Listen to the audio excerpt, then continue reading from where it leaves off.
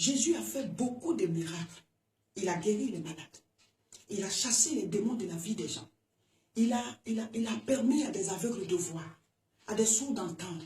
Il a permis à des paralytiques de marcher, à des morts de ressusciter. Il a fait des miracles. Il allait de ville en ville, dans toute la Galilée, dans la Judée. Il a traversé tout Israël. À Jérusalem, on le connaît. Il a fait beaucoup de miracles. Et ils sont venus l'attraper. Pourquoi? Parce que les gens l'accusaient de ce qu'il s'est proclamé Dieu. On dit, il se prend pour Dieu. Voici la raison pour laquelle on est venu le chercher pour aller le crucifier. Mais le thème, c'est Jésus ou Barabbas. Quand on a attrapé Jésus, Pilate voulait le relâcher. Parce que Pilate dit, ce monsieur-là, il est innocent. Et on l'a mis en prison. Pendant qu'il était en prison, il y avait un autre prisonnier qu'on appelle Barabbas. Mais ils avaient pour coutume, chaque fête de Pâques, de libérer un prisonnier.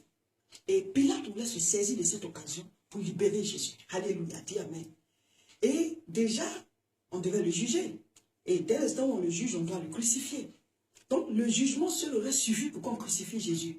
Mais Pilate l'a envoyé devant la foule, pour demander à la foule, de qui voulez-vous que je vous libère, puisqu'on a l'habitude de vous libérer un prisonnier à cette période de l'année.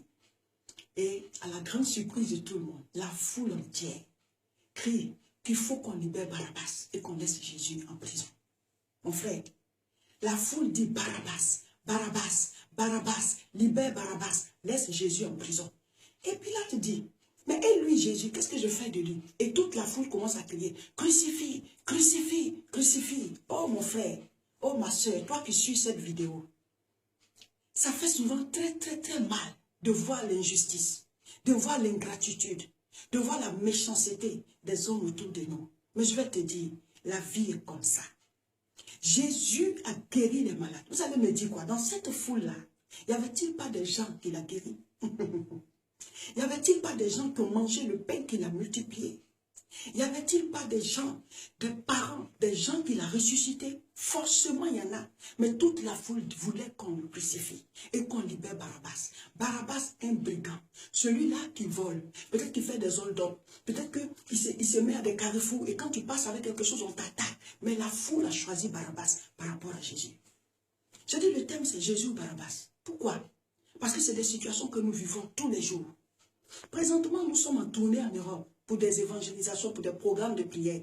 Et nous recevons des gens en entretien. Et au cours des entretiens, nous entendons beaucoup de choses. Des gens qui ont le cœur rempli, qui souffrent de la méchanceté, de l'ingratitude, de tout ce qu'il y a comme rancune, tout ce qu'il y a comme problème autour d'eux.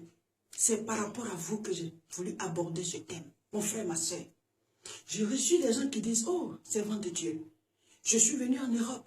J'ai aidé mes frères, j'ai aidé mes soeurs, mes cousins, mes cousines, les membres de ma famille. Je les ai fait venir en Europe. Aujourd'hui, ils se sont mis ensemble contre moi. Mon frère, Jésus ou Barabbas. La Bible dit, Jésus a dit, si c'est arrivé au bois vert que je suis, c'est pas au bois sec que ça ne va pas arriver. Peut-être que tu as fait du bien à beaucoup de personnes. Et aujourd'hui, ces personnes sont contre toi. Jésus l'a vécu. Alléluia. Dis Amen. Jésus l'a vécu. Et il a dit, si ça arrive au bois vert, c'est pas au bois sec que ça ne peut pas arriver. C'est pas au bois sec que ça ne peut pas arriver. Pourquoi ça arrive? Parce que la Bible dit quoi? Que cette terre-là, nous avons le fruit qu'Adam et Ève ont mangé. C'est le fruit de la connaissance du bien et du mal. Donc la méchanceté se trouve en l'homme. Un homme qui n'a pas Jésus dans sa vie, ou bien qui dit qu'il est chrétien, mais qui ne met pas la parole de Dieu en pratique, est une arme de Satan pour les autres. Donc nous nous entretuons, nous nous faisons du mal les uns les autres. Donc forcément, les gens vont être ingrats envers toi. Forcément, les gens seront méchants envers toi. Alléluia. Jésus l'a vécu, tu vas le vivre. Je vais te dire, si tu suis cette vidéo, libère ton cœur. Libère ton cœur, parce que c'est la vie et c'est comme ça. Ça fait partie du combat pour aller vers la gloire. Ça fait partie du combat pour entrer dans sa destinée. Alléluia. Maintenant, qu'est-ce qui s'est passé?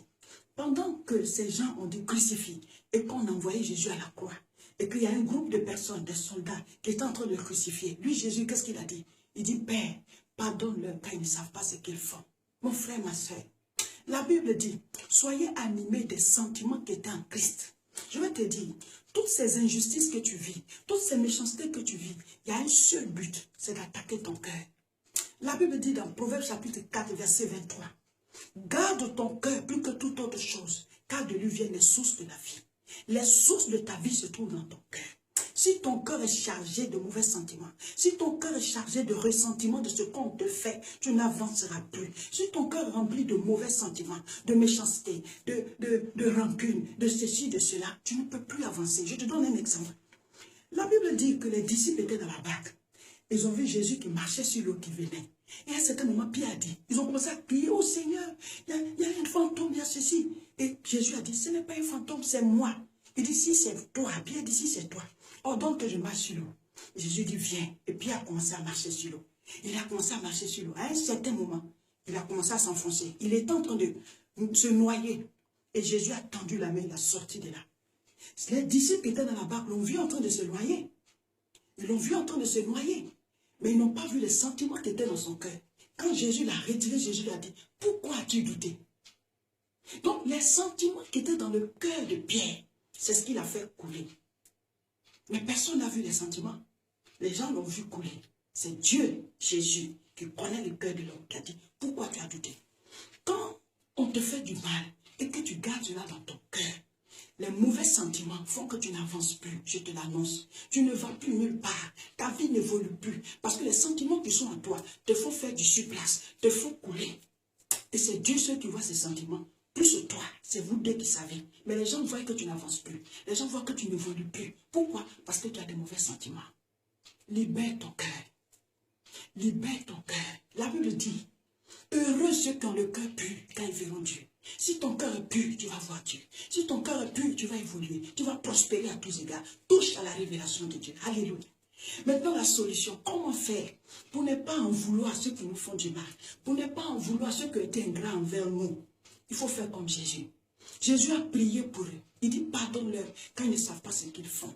Si quelqu'un t'a fait du mal, si quelqu'un a été ingrat, il n'a pas été reconnaissant du bien que tu lui as fait, de ce que peut-être tu as en Europe, tu l'as fait venir, aujourd'hui il est ton ennemi. Prie pour lui. Tu as donné à manger à quelqu'un, tu l'as scolarisé, aujourd'hui il travaille et il ne te reconnaît pas. Prie pour lui. Le fait de prier pour la personne va libérer ton cœur. Quand ton cœur sera libéré, tu vas avancer. La deuxième chose qu'il faut faire, c'est de connaître ta position. Sur cette terre, il y a ceux qui sont l'arrosoir et puis il y a ceux qui sont les plantes. Si la bénédiction des autres vient de toi, c'est que toi tu es l'arrosoir.